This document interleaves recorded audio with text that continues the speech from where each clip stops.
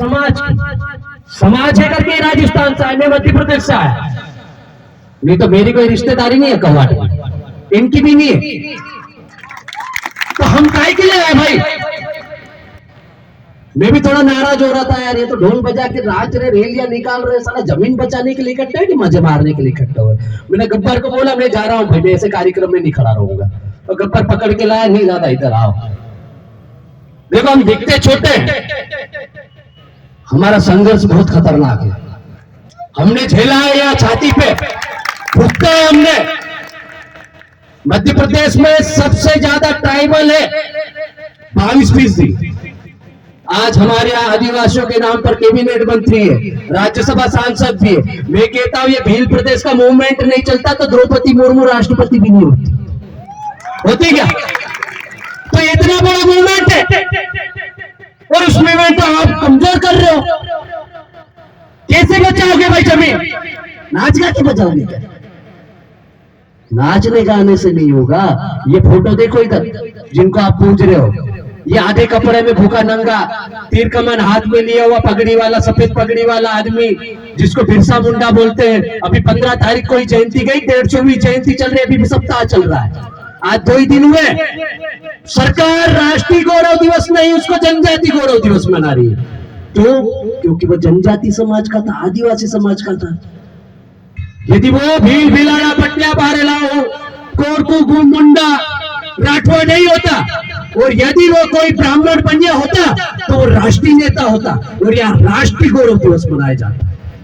होता कि नहीं होता? मैं आपसे पूछ रहा हूं। इन लोगों ने उस समय, उनके पास मोबाइल नहीं था, न गाड़ी घोड़े थे, न संसाधन थे, तो भी उन्होंने लड़ाई लड़ी, न सिर्फ अंग्रेजों से बल्कि जमींदार साहूकारों से भी और अपने साथ में चलने वाले भी बिछोड़ों से भी लड़ाई लड़ी उन्होंने। और तब जाके हमारी देश में, हमारे देश के आदिवासी समाज को आजाद कराया, इस जमीन को बचाया, टुकड़ों टुकड़ों में गोरिल्ला युद्ध प्रणाली से समाज को इकट्ठा किया। एक एक दिन में टंट्या भील की धरती है, ये कर्म भूमि है पूरी नर्मदा पट्टी। टंट्या भील वह खंडवा से निकलते थे, कब कवाट आते थे किसी को पता नहीं चलता था। लेकिन हमारे समाज का इतिहास उठा के देखते तो बात अलग होती। वर्तमान में पढ़े लिखे लोग हैं, ठुमके लगाने, रील बनाने से फुर्सत नहीं है। समाज के लिए यदि 4 बात करते तो उनको तकलीफ होने लग जाती है। ऐसे बचाओगे जमीन? ऐसे बचाओगे समाज? इस समाज, ये जो आदिवासी समाज का ये जो युवा बैठा ना, बड़े बुजुर्ग बैठे, मेरा ऐसा मानना है कि अंतिम पीढ़ी बैठी हुई जो समाज के लिए लड़ रही है। आखिरी पीढ़ी है ये जो जन जागरण चिंतन शिविर कर रही है, जो समाज को लिए रात दिन संघर्ष कर रही है। कई लोग जेल में ठूसे जा रहे हैं, कई लोगों के ऊपर FIR है, कई लोगों को NSA लगाया जा रहा है, नौकरी वाले सस्पेंड हो रहे हैं, टर्मिनेट हो रहे हैं, आंदोलन पे आंदोलन हो रहा है, धरना प्रदर्शन हो रहा है, बहन बेटियों के बलात्कार हो रहे हैं। 10-10 फीट गड्ढे में बहन बेटियों के बलात्कार करके गाड़ा जा रहा है, जिंदा बहन बेटियों को भी जलाया जा रहा है। जमीनें दबंगों के नाम पर गैर आदिवासी छीन रहे, पट्टे गैर आदिवासी ले रहे, हमारा व्यक्ति विस्थापित हो रहा है। ये पूरी नर्मदा पट्टी विस्थापित होने की कगार पर है। और हम क्या कर रहे हैं? नेता खेल रहे हैं, पक्ष विपक्ष खेल रहे हैं, क्षेत्रवाद खेल रहे हैं, झंडे की राजनीति कर रहे हैं, पार्टी की राजनीति कर रहे हैं। अब डूब मरो। मैंने अभी ये पहले जो पोस्ट बताई ना झाबुआ भोपाल की, वो इसलिए बताई कि वो गैर आदिवासी किसान थे तो उनकी जमीन बिना धरना प्रदर्शन के बातों से बच गई। और हम लोग यहाँ बैठे हुए जमा हुए 2-3 राज्य के लोग, सरकारी तंत्र कोई नहीं दिख रहा है। इधर कोई सरकार का व्यक्ति बैठा, कोई पक्ष का सत्ताधारी, कोई आया क्या विधायक यहाँ का, कोई सांसद है क्या यहाँ पे? अरे जो हो भी नहीं है, चलो कोई तो होगा, किसी को तो आना चाहिए ना, जिम्मेदार व्यक्ति को। क्योंकि बात जमीन की है, बात आदिवासी समाज की है। और उदयपुर ब्लॉक, उदयपुर जिला आदिवासियों का है। ये 5वें अनुसूचित क्षेत्र लागू होती है यहाँ पर। और यहाँ आपका ST कोटे का विधायक सांसद होगा, आना चाहिए कि नहीं आना चाहिए? यह मेरे घर की लड़ाई क्या? यहाँ बैठे किसी घर की लड़ाई क्या? और हमारी कोई आपसी लड़ाई नहीं है कि मेरी और उनकी के जमीन की आपसी लड़ाई घर घर की नहीं। यहाँ लोग सिर्फ और सिर्फ जमीन बचाने के लिए इकट्ठे हो। तो मैं समय की मर्यादा का ध्यान रखता हूं। हमारे राजस्थान के साथी बैठे हुए, इन चीजों को ध्यान रखो भाई, ये कोई मजाक नहीं चल रहा है। ऐसा कि ऐसा आदेश, जैसे ये आपके 5 किलोमीटर के दायरे में 28 गांव जा रहे हैं, मध्य प्रदेश में हमारे भी नर्मदा किनारे के जा रहे हैं, रोज नए नए आदेश हो रहे। एक दिन आंदोलन करो, दूसरे दिन अधिकारियों का स्टेटमेंट आ जाता, नहीं ये तो अफवाह है, ये भ्रम है। फिर आंदोलन करो तो फिर अधिकारी आते, नहीं हम निरस्त करा देंगे। चलो फिर भी हमारे तो नेता थोड़े थोड़े साथ में आने लगे।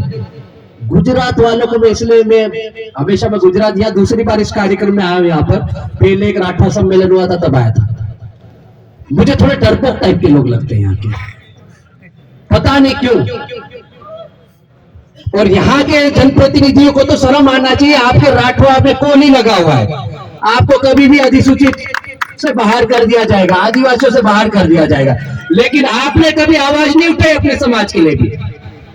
तो थोड़ा जागो भाई, समाज के साथ में आगे बढ़ो, क्योंकि आपको यदि आप कल को मरोगे तो शमशान घाट में यही लोग उठा के जाएंगे, यही लोग लकड़ा देने भी आएंगे, नुक्ता पानी भी यही करेंगे, और समाज में जिंदा भी यही लोग रखेंगे, रात दिन सुख दुख में साथ में बैठने वाले यही लोग हैं। तो सबका सम्मान बना रहे, ऐसा मंच से मैं भी चाहता हूं, लेकिन यदि आप मंच की गरिमा नहीं रखते हो और अलग कार्यक्रम करते हो, बिजली को कटवाते हो, तो फिर हमको बोलना पड़ेगा यार, बोलना पड़ेगा कि नहीं बोलना पड़ेगा?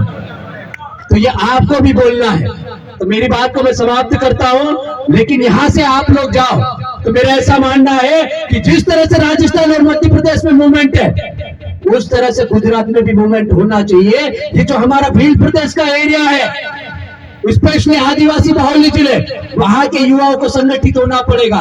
संगठन के माध्यम से, चिंतन शिविरों के माध्यम से समाज को एकत्रित करके, एक संगठित शक्ति का निर्माण करके, समाज को जागरूक करके, समय समय पर सत्ता को चेतावनी देनी होगी, आंखों से आंख मिलाकर बात करनी होगी, उंगली बताकर बात करनी होगी कि ये हमारा क्षेत्र है या हमारा राज चलेगा। और ये नारा मैंने नहीं दिया, ये भगवान बिरसा मुंडा ने दिया है।